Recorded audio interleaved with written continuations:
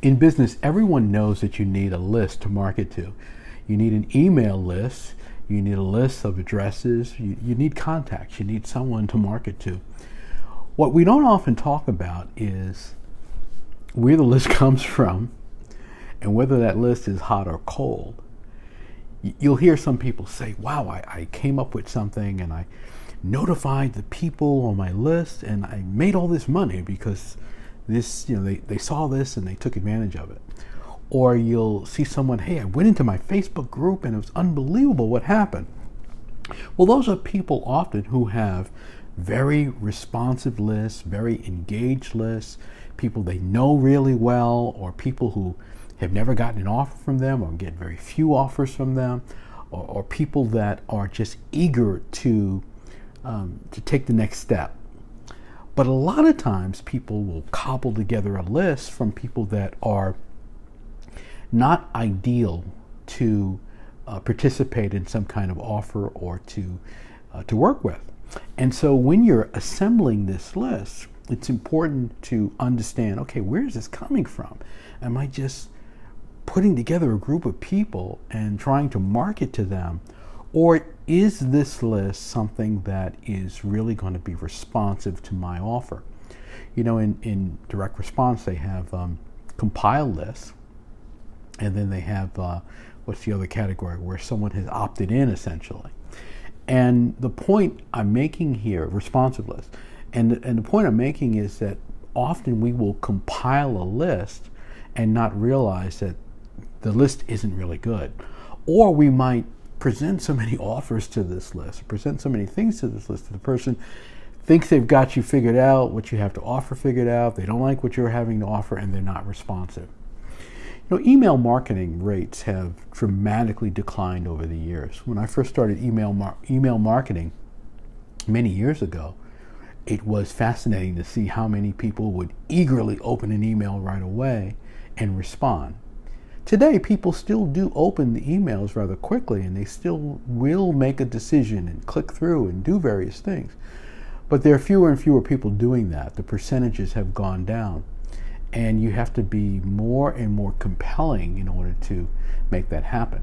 There's so much email happening now. There's so much going on. So you have to find alternative ways to connect with your audience. But what I really want to emphasize to you today is a refreshing of your list, a renewal of your list. The idea that taking another look at the people that are on your list makes sense, and understanding that you have to go out and see if you can build that list with new offers and opportunities. And I'm saying something here that's really important, because that is the best way to populate your list. Presenting something that people want, that they'll opt into, and they want to take advantage of, and they say, yeah, I want that. Please send me more about that.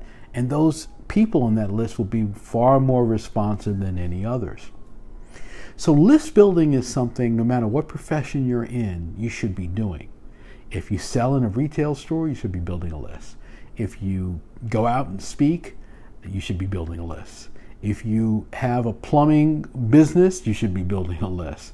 Because those are the people who know you, they should like you, and in time will trust you.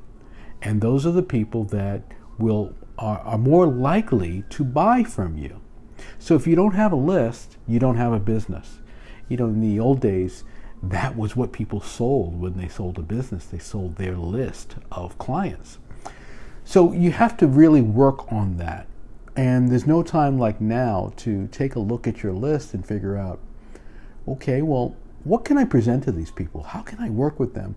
And I think one of the best ways to approach that is to think, how do I help this person?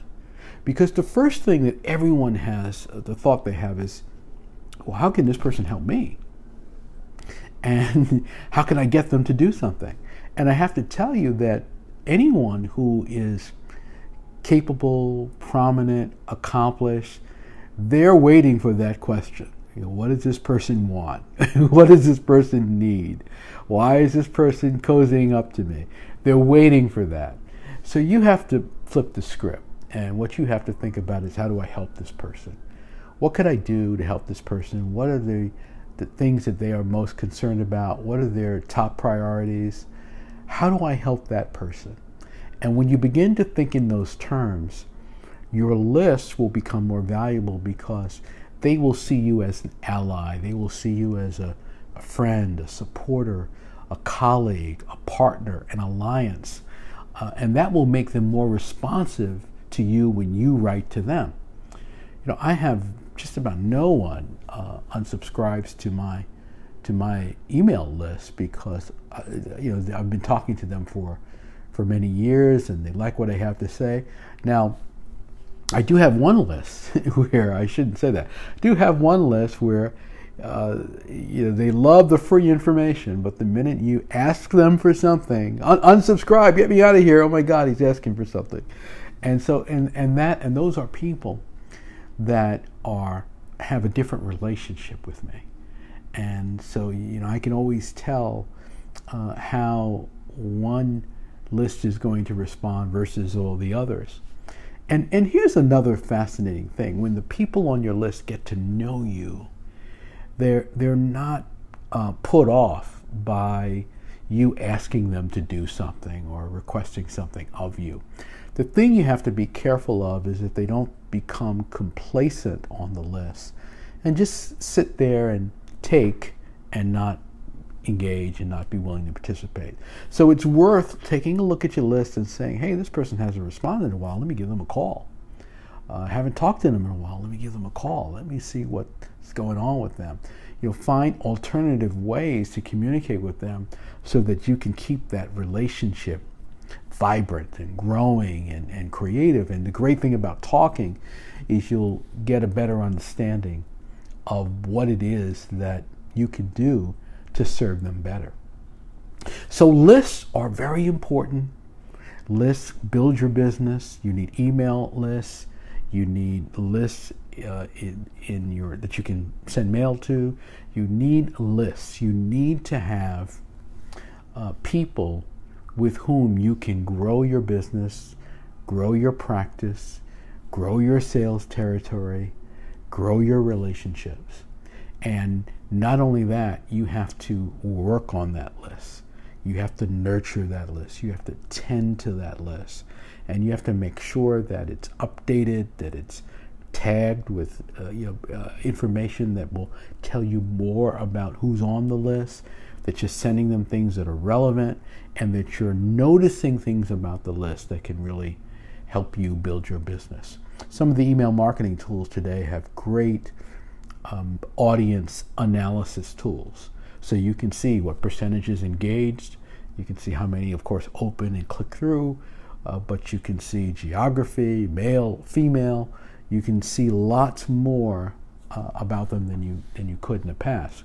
And when you realize that a large portion of your list is not engaged, or frankly, it's just not relevant, well, then it's time to really work on that list and build that list.